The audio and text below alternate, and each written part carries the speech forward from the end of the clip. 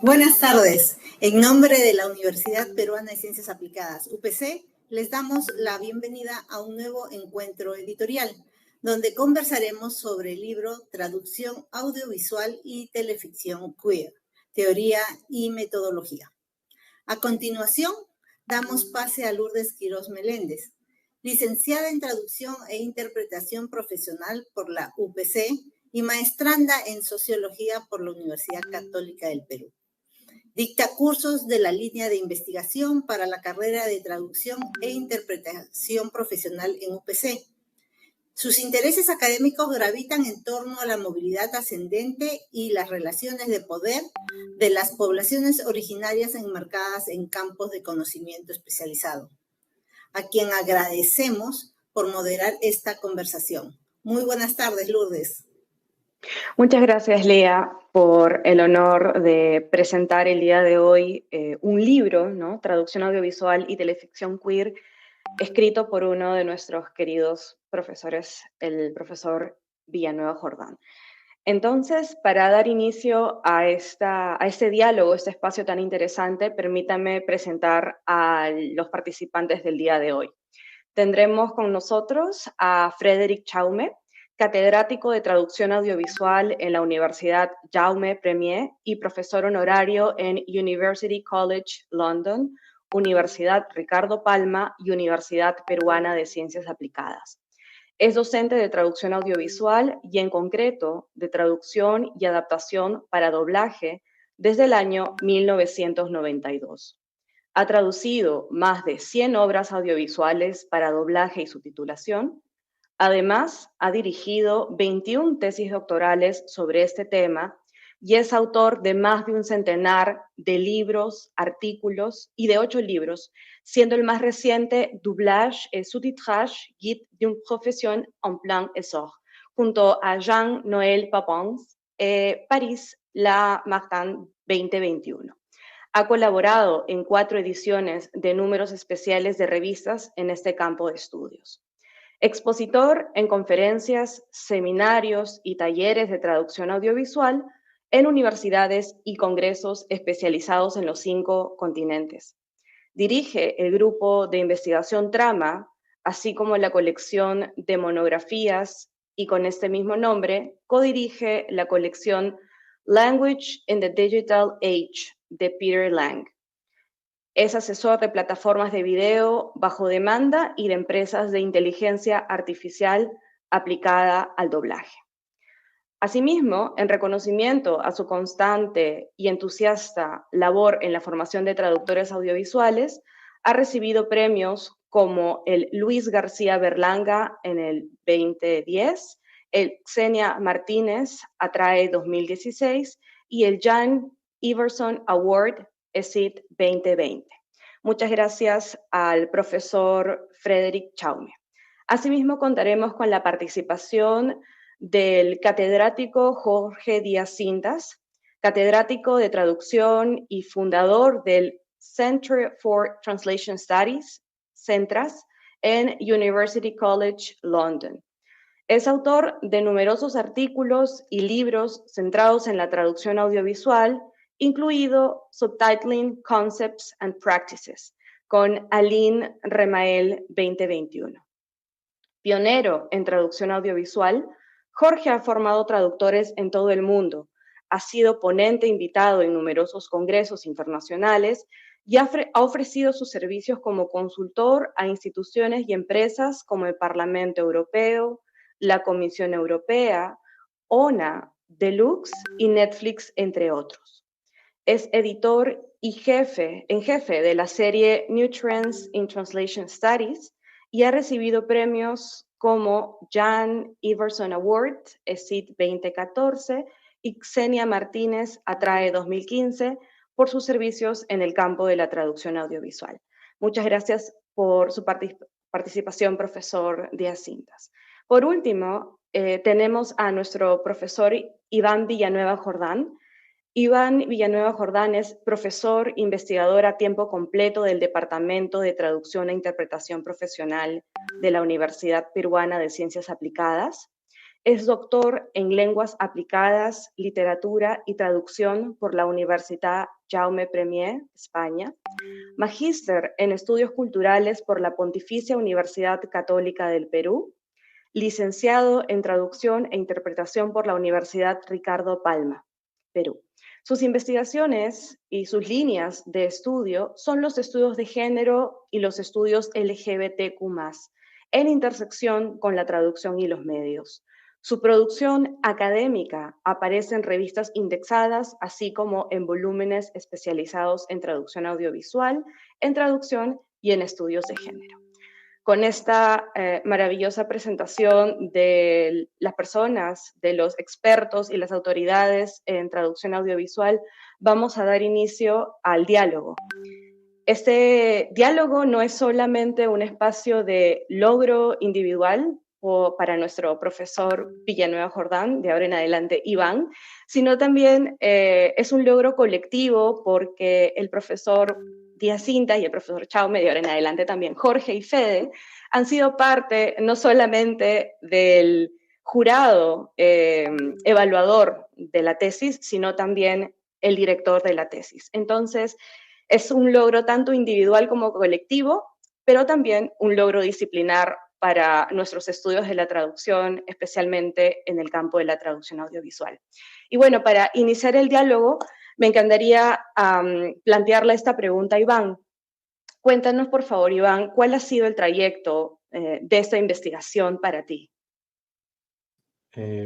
Lourdes, muchas gracias por moderar este diálogo, como le has llamado, y bueno, también quisiera agradecer antes de responder la pregunta a Magda, a Lía, a Sami por todo el esfuerzo de organizar la presentación del libro y obviamente gracias infinitas a Jorge y a Fede por estar aquí y bueno, gracias por su tiempo.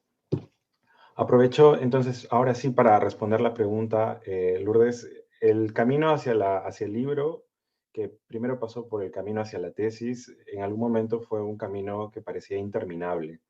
Y afortunadamente, ¿no? Hubo un tiempo, ahora lo podemos tomar con un poco de ligereza, ¿no? Pero hubo un tiempo en el que tuvimos que pasar casi todos los días en casa y eso me permitió, ¿no? Acelerar el proceso de escritura y bueno, fue durante pandemia.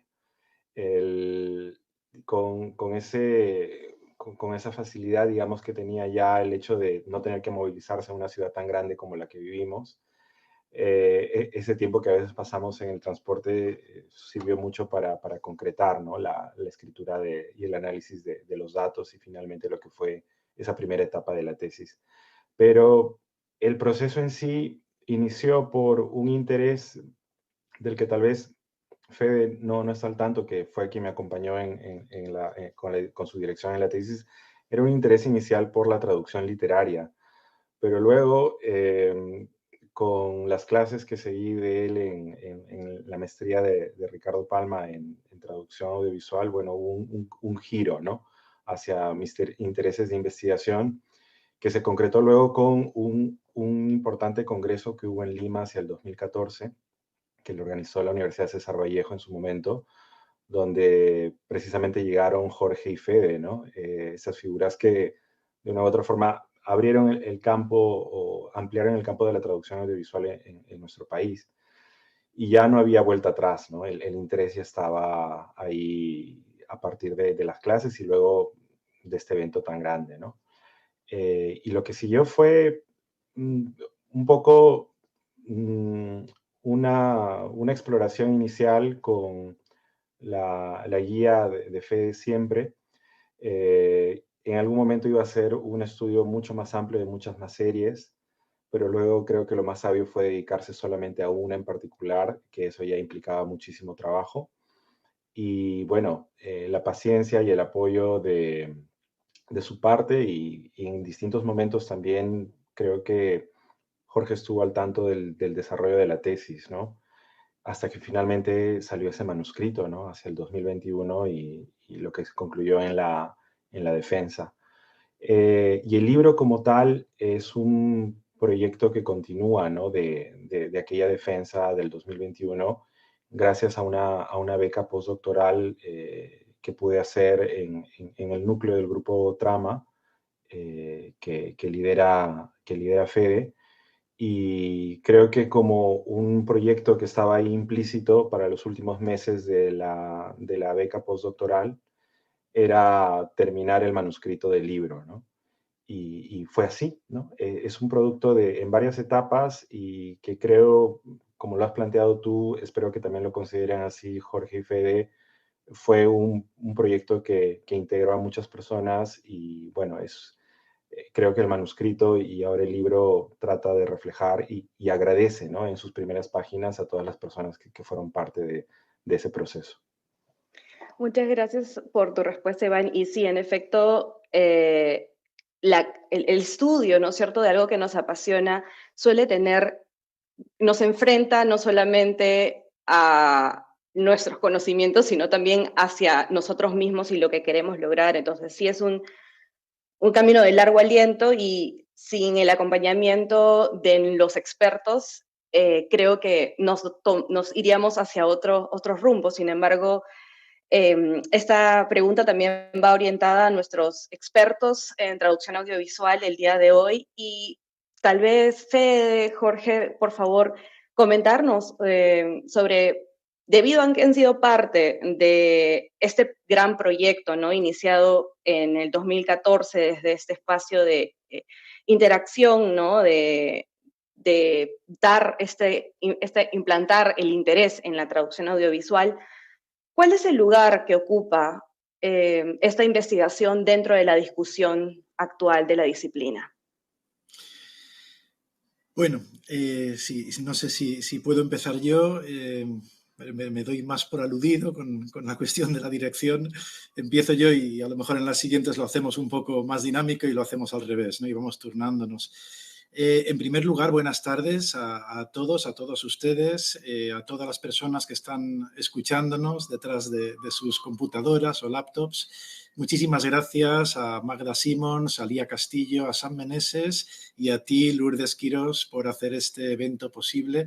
Es un gusto volver a colaborar con la UPC, y es un gusto además también estar con dos compañeros, dos colegas, dos amigos muy queridos como son Jorge e Iván, por muchísimas razones. Con Jorge la relación se remonta hasta hace más años de los que quisiéramos recordar él y yo, me imagino, y hemos colaborado en muchísimas ocasiones y en muchísimos eventos.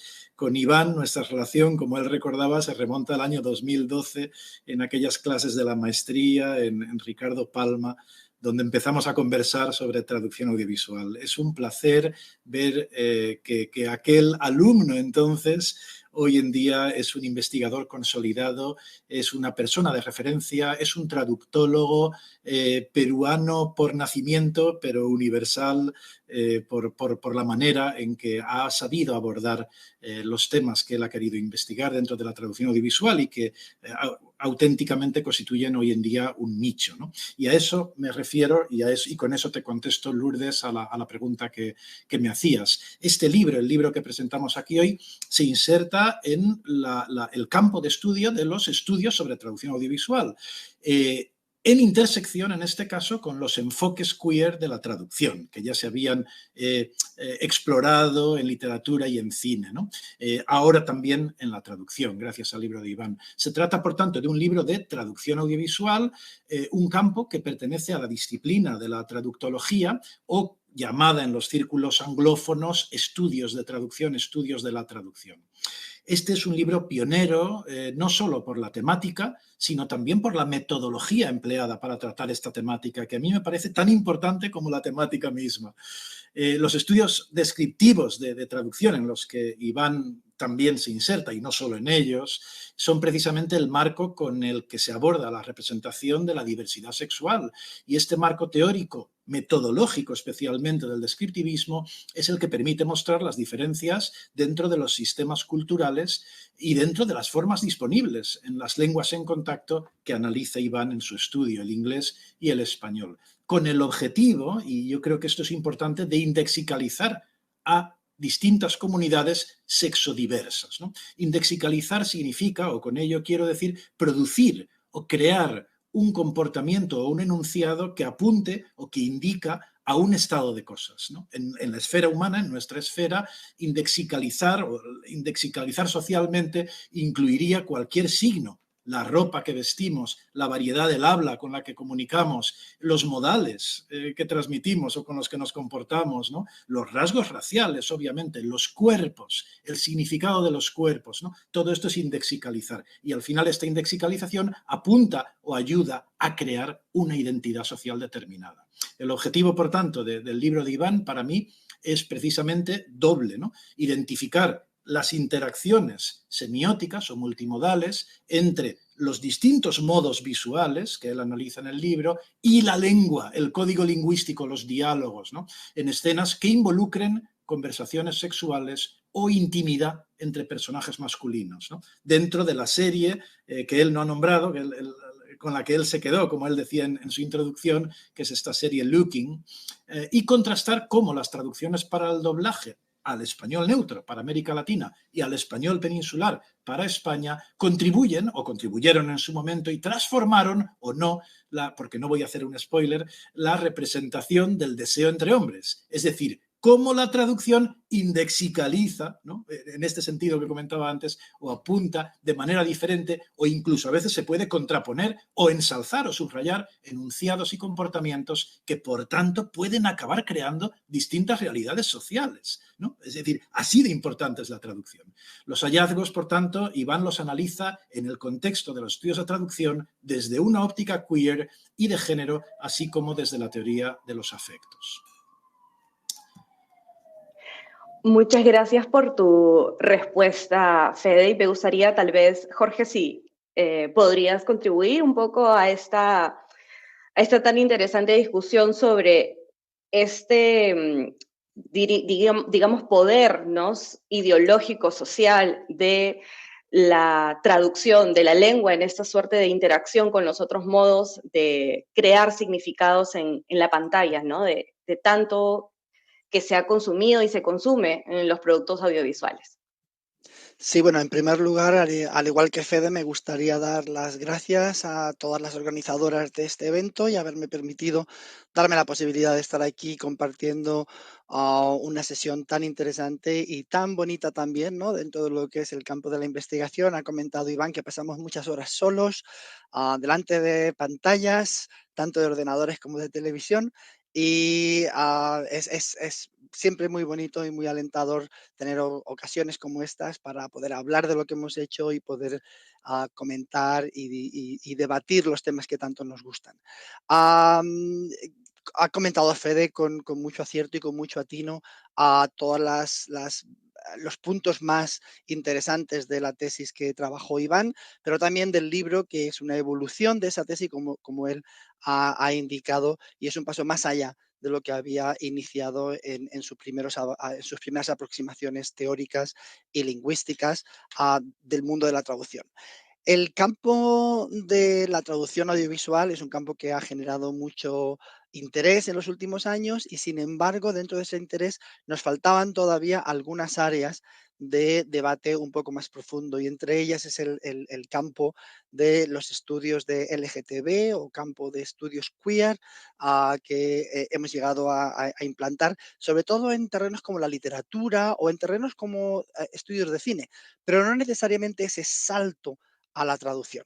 Era lo que nos venía faltando y nos venía quedando un poco superficial. Había algunas publicaciones cortitas, muy puntuales, pero no un ensayo, un trabajo que tuviera una metodología sustancial, que tuviera una metodología contenida, evolutiva, y que abriera un poquito ese campo de estudio que en mi opinión está llamado este libro, y tanto como la tesis doctoral, están llamados a abrir un campo de estudio novedoso y a sentar las bases para los investigadores que vengan después y que puedan partir de estas premisas que ya ha puesto Iván en estas páginas, ¿no? El tema es peliagudo en ciertos países. Yo trabajo en Londres y tengo estudiantes de muchos países del mundo. En ciertos países, por desgracia, siguen siendo temas tabú, incluso censurados, incluso prohibidos.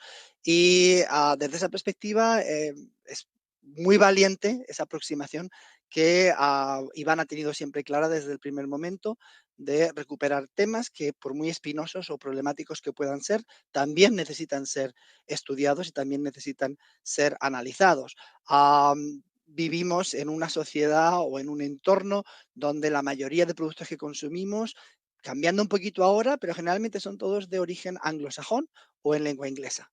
Y por ello la traducción es, ya lo ha comentado Fede, es un papel fundamental, no solamente para los espectadores en general, sino también para los espectadores que se sienten reflejados con ciertas temáticas, como por ejemplo la temática LGTBQ. Y son producciones que en muchas ocasiones, en muchos países, no se generan en el idioma original, y es simplemente a través de la traducción como llegamos a esas historias, a esas discusiones, a esos debates, y por ello es que la traducción nos abre puertas a otros mundos, pero también nos ayuda a organizar nuestra propia identidad en relación a lo que estamos viendo en esas pantallas. Y por eso en ello, y uno de los elementos que me gustan mucho del trabajo que ha hecho Iván, es el descubrir cómo reinventamos un poco nuestra forma de hablar, nuestra forma de comunicarnos, nuestra forma de entender el deseo a través de esas producciones y de esa traducción. Y es donde verdaderamente tiene un impacto social, tiene un impacto ah, ah, totalmente fehaciente, totalmente pragmático en cómo este tipo de producciones pueden alterar, pueden cambiar, pueden modificar la forma de pensar, la forma de vivir de ciertas personas que se encierran en ocasiones en esos productos para poder vivir sus vidas mentalmente, pero que les abre esas puertas y esas avenidas a nuevas relaciones y a despertar también o a comentar también unos temas que podrían haber sido tabú en su tiempo o que continúan siendo tabú, pero que nos permiten evolucionar como raza y aprender de otras culturas y de otras situaciones y circunstancias. Muchas gracias, Jorge. Me alegra también un poco que hayas traído este tema del impacto social de los estudios, ¿cierto? Entonces, realmente nos permite llegar a aterrizar que la traductología como una disciplina tiene también un efecto performativo en la realidad. Entonces, desde esa premisa, ¿no? ¿Cómo se trata lo queer en el ámbito profesional de la subtitulación y doblaje en esas grandes plataformas de streaming, ¿no? A partir de tu experiencia, Jorge, profesional y Fede también. Gracias. Le tomo la palabra a Fede, que dijo que nos alternábamos. No lo habíamos hablado antes, pero nos alternamos ahora y cambiamos papeles. A ver, el entender lo queer desde el mundo de la traducción audiovisual hay muchos ángulos y muchos aspectos. Desde la perspectiva, por ejemplo, de quién trabaja haciendo qué en el mundo audiovisual. Y hay algunos estudios que demuestran que seguimos todavía viviendo en una sociedad, en una profesión muy sesgada según el género de las personas que trabajan, tanto sexual como también género, hablando de hombres y de mujeres, por ejemplo, también, ¿no? No es el tema que ha tratado Iván. Iván se centra más en todo lo que es la traducción y todo lo que es la representación queer en estos entornos audiovisuales. En ese sentido, estamos viviendo un periodo de esplendor, si se quiere, en todo lo que es este tipo de representación. A través de plataformas, y no quiero mencionar ninguna en particular, pero hay muchas de las plataformas que operan a nivel mundial, pues ha habido un interés muy grande, primero por lo que en inglés se conoce como EDI, que es Equity, Diversity and Inclusion, equidad, diversidad e inclusión, un interés muy grande tanto para fomentar este tipo de estas dimensiones en el espacio laboral, pero también en la representación. Y no es sorprendente que tengamos pues cantidad ingente de películas, de series, donde los personajes principales son personajes que reflejan otro tipo de entender las relaciones sexuales, de entender el amor, de entender las relaciones con otras personas, y es lo que ha traído o lo que ha dado más proyección en nuestras pantallas a todos estos temas. Y por eso es que el trabajo de Iván es tan topical, como decimos en inglés, ¿no? Viene en el momento adecuado en un entorno en el que estamos viendo una eclosión de este tipo de temas y no tenemos los aparatos metodológicos, heurísticos, para hacer un análisis desde la perspectiva de la traducción. Sí que los hemos tenido en otros terrenos, desde el terreno del cine, sí que ha habido unos estudios o ha habido una trayectoria, una tradición mucho más firme, pero en traducción seguimos todavía un poco desarrollándonos, ¿no?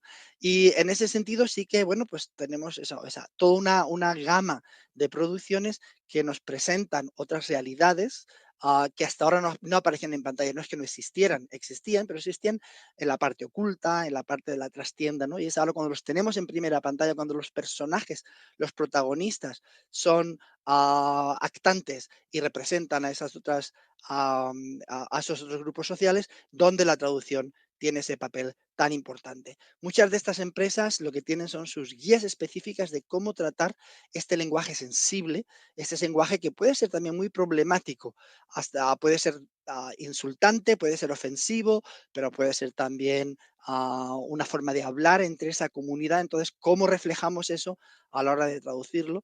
Y es algo que, bueno, estamos trabajando, comentábamos antes, algunos de los proyectos que tenemos, nos consta que la mayoría de empresas que trabajan en este terreno están muy, muy preocupadas de manera positiva en presentar este tipo de discursos, de reflejar la forma en que la gente habla lo más próxima posible a la realidad y también hacer justicia cuando trasladamos todos esos intercambios a otros idiomas y a otras culturas. Muchas gracias, Jorge. Fede, por favor. Sí, yo en esta ocasión seré un poquito más breve, porque Jorge ya lo ha explicado muy bien.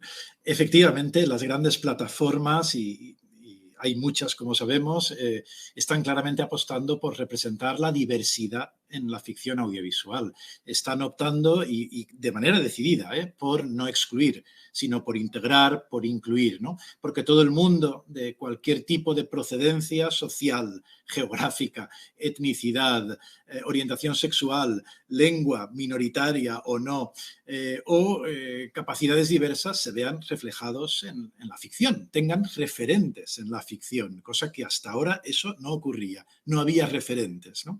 No se sientan solos y porque la ficción hasta ahora representaba solamente personajes heteronormativos, blancos, hablantes de lenguas mayoritarias y presuntamente sin discapacidades, digo presuntamente porque eso no es posible, ¿no? Entonces, bueno, esto ha sido la ficción hasta hace casi nada, ¿no? Esto, como bien ha comentado Jorge y como ya ha justificado, ha cambiado. La teleficción contemporánea, la ficción audiovisual contemporánea y, por suerte, de manera decidida, como decía, integra distintas dimensiones de la sexualidad como parte de la narrativa y como parte de la construcción de los personajes.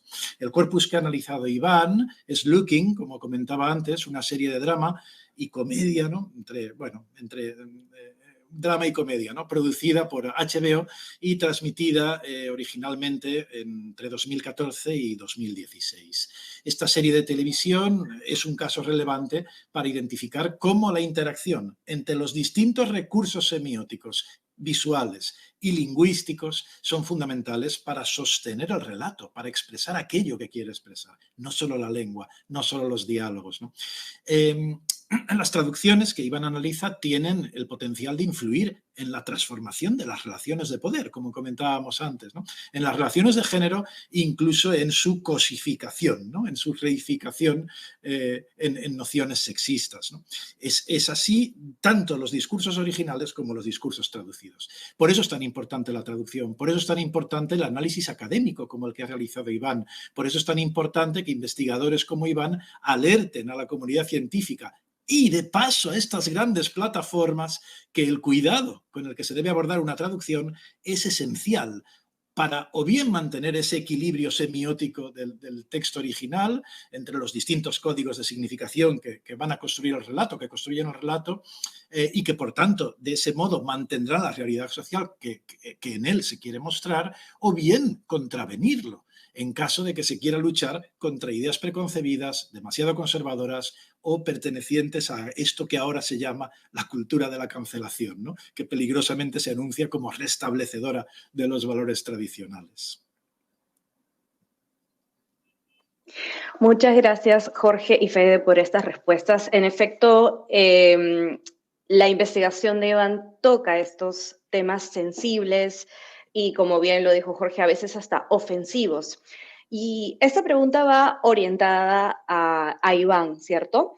En el capítulo 3 del desarrollo del libro, creo que me voy a tomar la libertad de leer una oración, ¿no? Dice, de esta manera, el léxico relacionado con la posicionalidad sexual plantea retos en la expresión en español, que en su expresión en inglés crea ciertas incongruencias con las líneas argumentales del Looking. Y también esto rebota, ¿no?, en lo que Fede nos comenta sobre cómo es que los múltiples códigos de significación operan simultáneamente para la producción del sentido. Entonces, por allí, Iván, ¿cómo es que lo sexual, ¿no?, esta forma de expresión tan descriptiva, tan explícita en la serie, se puede convertir en un tema de investigación? Iván, creo que tu micrófono, sí. Perdón, sí. Bueno, lo sexual creo que es parte de todas las representaciones de televisión a las que nos hemos acostumbrado, ¿no? Creo que en cualquier parte del mundo, ¿no?, la televisión tiene un exceso ahí, ¿no? Ese exceso a veces se camufla en humor, ¿no? Pero es interesante cómo en la mayoría de productos que son de comedia o tienen una finalidad humorística, hay siempre ese exceso que retorna sobre cuestiones de género o la división sexual, ¿no? En mi caso, siempre lo señalo, ¿no? La televisión fue gran parte de mi infancia y de toda mi vida hasta ahora, y es imposible huir de las pantallas y del contenido de entretenimiento que ahí está. Entonces, en los programas más cotidianos, ¿no?, que uno consume, esa división o esa codificación de lo sexual surge o emerge. Entonces, creo que, y esto se ha teorizado muchísimo, ¿no?, como señalaba Jorge, en el ámbito de los estudios de cine, ¿no? Cómo leer, ¿no?, más allá de la narrativa más superficial y cómo se codifica el deseo o lo queer, antes incluso de las identidades LGBT, cómo es que, por ejemplo, en Hollywood o en la televisión estadounidense o en las distintas formas de televisión que había en distintos países, esa codificación de lo sexual y del deseo estaba siempre presente, ¿no? Entonces, mm, de alguna manera, el interés que tenía yo por investigar surge, ¿no?, de esa posibilidad de otras disciplinas de descubrir cuál es esa codificación del deseo. Y en este caso ha sido posible mediante la traducción, ¿no? La traducción no solamente como el producto traducido, el doblaje en este caso, sino la traducción como metodología, ¿no? Creo que eso es importante porque en muchas disciplinas, tal vez las ciencias sociales sobre todo, ¿no?, han tomado el préstamo de la traducción como una metáfora, ¿no? Hablan mucho del giro traslativo en otras disciplinas. Pero hablar de la traducción como metáfora creo que le quita el poder, ¿no?, que tiene la traducción como una realidad, que es el hecho de que nosotros hacemos mucho análisis contrastivo, ¿no? Entonces, en ese contraste, ¿no?, entre poner en tensión un texto fuente con un texto meta, es que se refleja qué hay, ¿no?, qué hay detrás. Entonces, creo que fue una manera de contribuir a la exploración de lo sexual, del deseo en la televisión. Fue, ok, la traducción me puede dar un método, una metodología para descifrar qué está pasando, ¿no?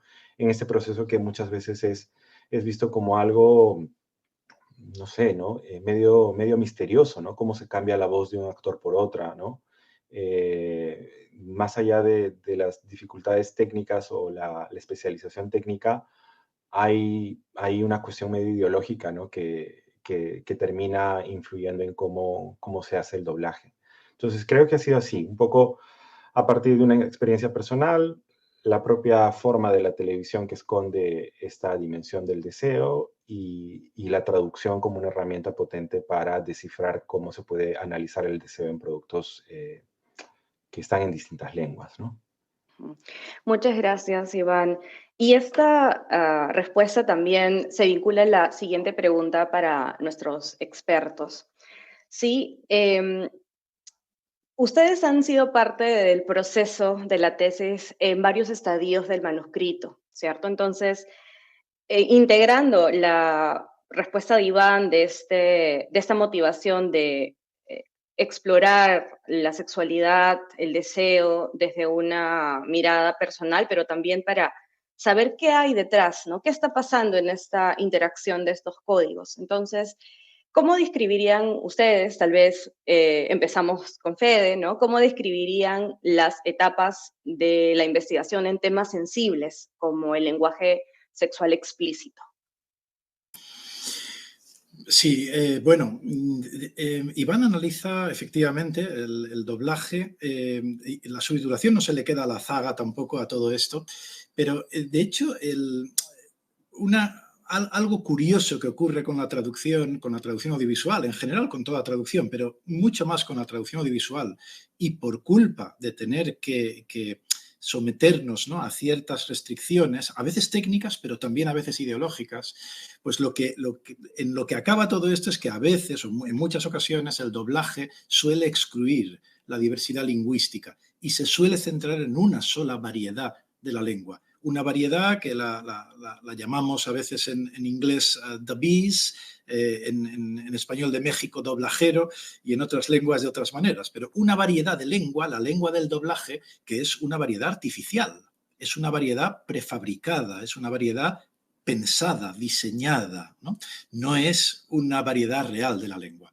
Bueno, ese diseño que tiene la lengua del doblaje, esa planificación que está detrás de la construcción de la lengua del doblaje, la hace una lengua bastante inamovible, ¿no? La convierte en un registro de lengua demasiado sólido, ¿no?, y poco permeable a la diversidad. Y yo creo que este es un gran problema, que sea poco permeable a la diversidad. La subtitulación no se le queda a la zaga, no se le queda a la zaga. Quizá permite algo más de flexibilidad, pero no se queda a la zaga, entre otras cosas también por las restricciones técnicas, porque muchas veces, pues a lo mejor incluyendo un término más general, un término más largo, o incluyendo dos términos, un masculino, un femenino, por poner un ejemplo, ya no nos cabría dentro del subtítulo. Por tanto, actúan un poco como camisas de fuerza, ¿no? La traducción, las modalidades de traducción audiovisual, a veces tenemos esa sensación como que nos estamos poniendo una camisa de fuerza que no nos permite la libertad de poder un poco contar realmente todos aquellos significados que se están movilizando en el discurso original, ¿no? Es obvio que esta rigidez tiene un impacto en la representación lingüística de todos los colectivos marginalizados. Es obvio, ¿no?, que al final acaban pagándolo, ¿no?, más los colectivos marginalizados, ¿no? El español neutro y el español peninsular del doblaje.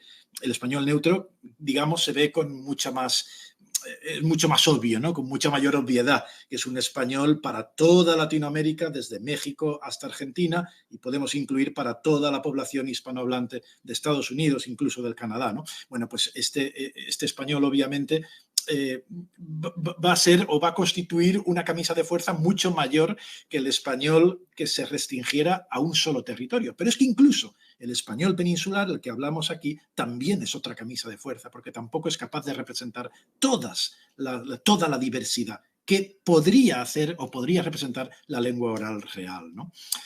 Bueno, pues como digo, esto dificulta o impide el uso de esta lengua, de este registro de lengua, dificulta o impide la reflexión sobre la construcción de identidades y sobre las narrativas, ¿no?, que se desprenden de esa construcción de identidades. Y esto es una idea de Iván que yo creo que es muy interesante, se suma a las dificultades que tiene la traducción del tabú lingüístico. Y esto Iván lo explica muy bien también, ¿no? Es decir, no solamente tenemos la restricción del español neutro para toda América o del español peninsular para España, de este registro un poco estático, ¿no?, que no nos deja libertad de movimiento, sino que encima tenemos otra restricción más, que es cómo traducimos el tabú lingüístico en un país o en unos países como Perú, como España, como toda Latinoamérica, de base católica, ¿no? De base religiosa, algo que tampoco nos deja movernos de una manera totalmente libre a la hora de querernos expresar. O sea que realmente el tema de la traducción es fascinante, porque es que esta combinatoria acaba, y no hago spoiler para que las personas que nos escuchan lean el libro de Iván, pero acaba montando, ¿no?, unas construcciones identitarias y unas narrativas que precisamente están sometidas a todos estos pesos que no nos dejan movernos de manera libre. Muchas gracias, Fede. Tal vez, Jorge, algo para complementar un poco esta realidad de la traducción audiovisual, ¿no? Esta realidad de la oralidad prefabricada y también esta realidad de el tabú, ¿no? El tabú lingüístico. Yo no tuve la suerte de seguir a Iván durante toda la evolución de la tesis doctoral. Se me invitó al final para disfrutar del el trabajo acabado, y me pareció formidable y estupendo, una de las mejores tesis que he leído y donde aprendí también mucho en ese sentido. Ah, ah, Desde la perspectiva un poco más de lo que es la censura o lo que es toda la problemática de trasvasar a vocabulario que pueda ser considerado soez, explícito, que es a su vez muy subjetivo, lo que pueda ser explícito para unos no lo es para otros. Sí que estamos observando una evolución diferente a lo que encontrábamos hasta ahora. Hablamos mucho del traductor y ponemos siempre todo el énfasis y toda la carga discursiva en la figura del traductor, pero tenemos que tener en cuenta también que lo que el traductor presenta, en el caso fundamentalmente del doblaje, pasa a otra serie de actantes, como el director de doblaje, como pueden ser también los actores de doblaje, que pueden también tomar decisiones que no necesariamente se ajustan a la traducción que se les ha presentado, ni tampoco al original. Entonces, estamos hablando de muchas personas en esa cadena de trabajo donde todavía nos falta por saber. O sea, lo interesante podría ser también evaluar o comparar qué es lo que has presentado el traductor como tal, la persona que verdaderamente conoce el original, la persona que se ha embregado en buscar términos, en hacer una documentación sobre esa terminología y presentarla con mayor o menor explicitación. Y luego, ¿qué es lo que ocurre en esa sala de doblaje cuando siempre hay cambios, hay alteraciones? ¿Dónde ocurren esos cambios? ¿Dónde están esos flujos de poder? ¿Quién tiene verdaderamente quién toma la decisión última para decidir qué es lo que aparece en esa pantalla? Lo que estamos encontrando cada vez más es eso, es lo que comentaba Fede un poquito, ese encorsetamiento del lenguaje se debía también a reglas a veces no escritas, a veces sí que estaban escritas, de no antagonizar al espectador. Antagonizar al espectador significa perder dinero y perder audiencia. Entonces, aunque no hubiera a veces en ocasiones información explícita, no se traduce, no traduzcáis de esta manera o de la otra manera, sí que había gente que por cuestiones de hábito, pues siempre eufemizaban este tipo de vocabulario, rebajaban el registro, etcétera. Contra esa tradición que ha sido muy marcada en todos los aspectos, quizás más incluso en subtitulado, donde tenemos que eliminar información y generalmente lo que ocurre es que eliminas ese tipo de referencias, ese tipo de vocabulario para no enfadar al espectador. Lo que estamos encontrando ahora es que lo que decíamos antes, estas grandes plataformas están viniendo con guías de trabajo donde te piden explícitamente que no censures ese tipo de vocabulario. Que lo que tienes que ser es certero, tienes que ser fiel al intento o a la carga creativa del original. Y tú no eres quien para decidir si esto es ofensivo o no es ofensivo. Si el director ha pensado que en ese contexto es ofensivo, tu obligación es traducirlo también de manera ofensiva. Y si el director ha decidido que no es ofensivo, no añadas lo que no aparecía en el original. Y yo creo que ese es un cambio de paradigma que estamos observando tanto en la representación que estamos viendo a estos personajes, pero también en la forma en que hablan y que nos piden que los traduzcamos sin ningún atisbo de censura, aunque en ocasiones, y también esto aparece en el trabajo de Iván, una cosa es lo que nos dicen y otra cosa es lo que también ocurre, y algunas cosas pues siguen saltando, siguen pasando en la traducción, a pesar de que en principio pues no debería de haber sido así, porque se supone que estamos cambiando y alterando los paradigmas que hasta ahora estábamos aplicando. Muchas gracias, Jorge. Sí, y eso también va de la mano con este nuevo paradigma, ¿no? Y tal vez ya para ir cerrando, porque el tiempo vuela, la conversación ha sido muy enriquecedora, creo, y ya de repente para las últimas palabras, Fede, nos gustaría saber qué piensas tú sobre las líneas de investigación que podrían desarrollarse a partir de esta investigación. Realmente son muchas y ya hemos nombrado algunas de ellas, ¿no? El registro de la lengua del doblaje o el registro de la lengua de la subtitulación, que es otro modelo de lengua, está todavía por explorar. Se ha explorado en algunos territorios de manera más concreta, pero, por ejemplo, en el caso de América Latina no está lo suficientemente explorado. Tenemos una tesis magnífica de Gabriela Escandura en Argentina y tenemos también artículos magníficos también. Pero fíjense que desde hace no más que 10 o 15 años, aquellos primeros artículos en la década de los 2000, donde, bueno, son más artículos que se preguntan cosas más que las definen o más que las acotan, ¿no? Entonces, obviamente, este libro, para mí en concreto, tiene una línea de investigación clara que se abre, que es el análisis de la lengua del español neutro, precisamente como reservorio que pueda expresar las distintas identidades, las distintas maneras de ver el mundo, de pensar el mundo, las distintas maneras de actuar, de comportarse, todo eso, bueno, cómo encajamos eso con este registro del español neutro y cómo puede evolucionar ese español neutro precisamente a partir de trabajos como el que ahora nos presenta Iván, ¿no? Yo creo que esto pone un poco en jaque, ¿no? En tela de juicio también a la lengua del español neutro, al menos nos alerta de que, vamos a ver, lo dejamos todo como está, como siempre, o vamos un poquito más allá. Yo creo que esa es una vía de exploración que a mí personalmente me interesa mucho, ¿no? Obviamente, seguir investigando en la representación de la identidad homosexual, lógicamente, de todos los colectivos no binarios, la narrativa de las comunidades no binarias, que claro, que las acciones, las vidas de estos personajes acaban construyendo una manera de entender el mundo, una cosmología distinta, ¿no? Que puede o no ser la misma en las culturas receptoras que en el texto original.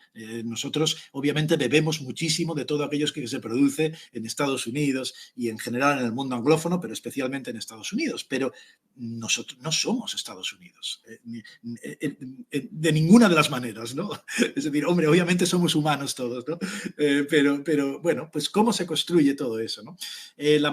La manera en que las audiencias de esas nuevas culturas meta perciben, entienden, construyen a partir de las traducciones esas identidades, las nuevas representaciones, las nuevas narrativas, ¿no? Todo esto yo creo que el libro de Iván abre la puerta y te dice, bueno, mira más allá, ¿no? Y mira un poquito más allá. Esos otros universos de relaciones, de valores, de expectativas, ¿no? que están encapsulados, están dentro de esas nuevas narrativas, ¿no?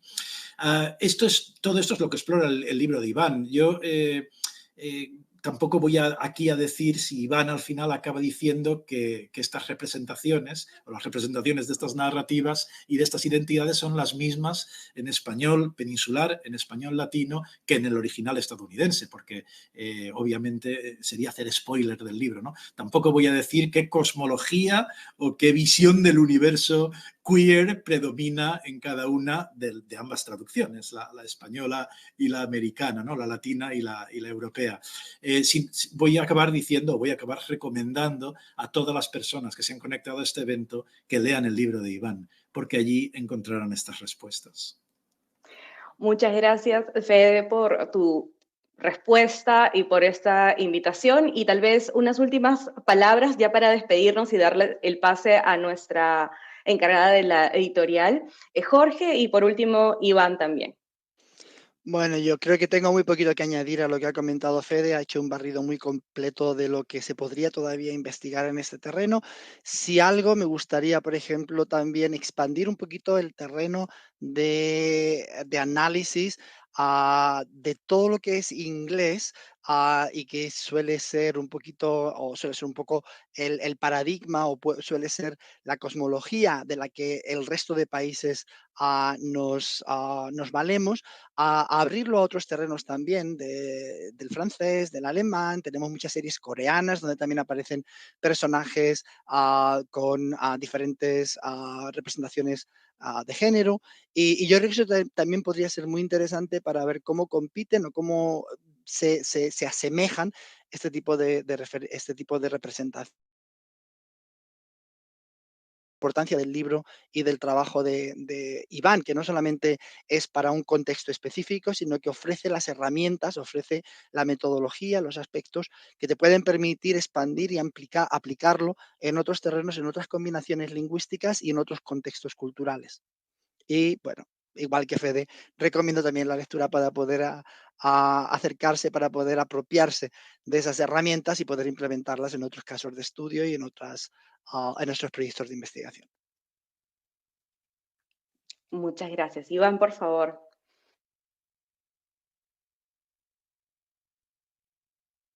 Agradezco Iván, nuevamente por todas las palabras y, bueno, las recomendaciones para leer el libro.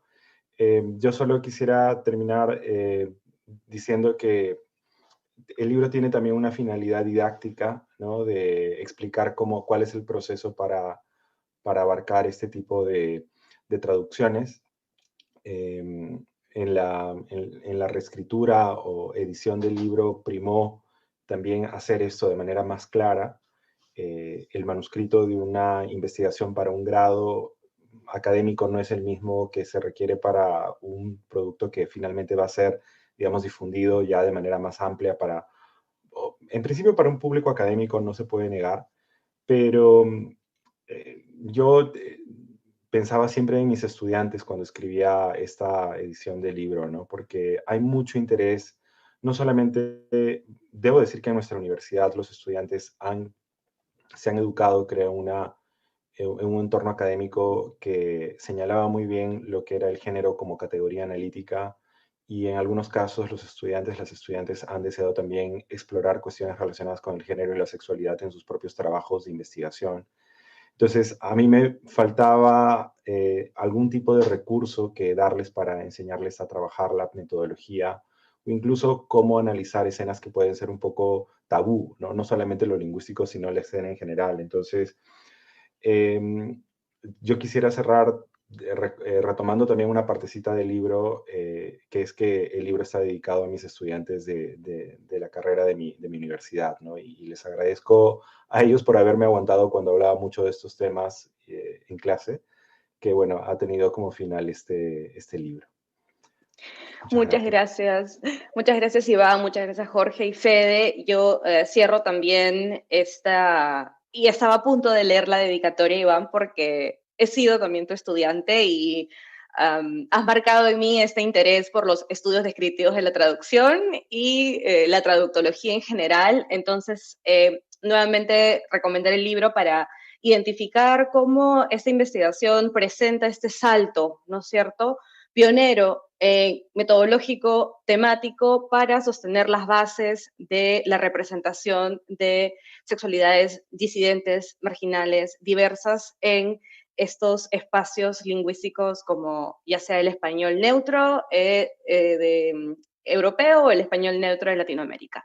Muchas gracias por su tiempo y al público que ha estado participando, y le doy el pase ahora a Lía Castillo. Muchas gracias a todos. Excelente e interesante conversación. Les agradecemos desde la editorial mucho su participación. Ahora bien, a los asistentes de esta actividad vía Zoom, les recordamos llenar la encuesta que en breve aparecerá en su pantalla. Es muy corta, por favor, les pido la puedan llenar, no les va a tomar más de 2 segundos. Por otro lado, les recordamos que este libro se encuentra disponible en las principales librerías del país en formato impreso y también la pueden adquirir en formato digital en nuestra librería, libreriaeditorial.upc.edu.pe, y contarán con un 30% de descuento usando el cupón QUEER-30. Nuevamente, queremos agradecer a nuestros invitados por la conversación y la difusión de este tema. Los invitamos a todos los asistentes a visitarnos en nuestro stand en la Feria Internacional del Libro de Lima a partir del viernes 19 de julio. En nombre de la editorial UPC, muchas gracias y buenas tardes.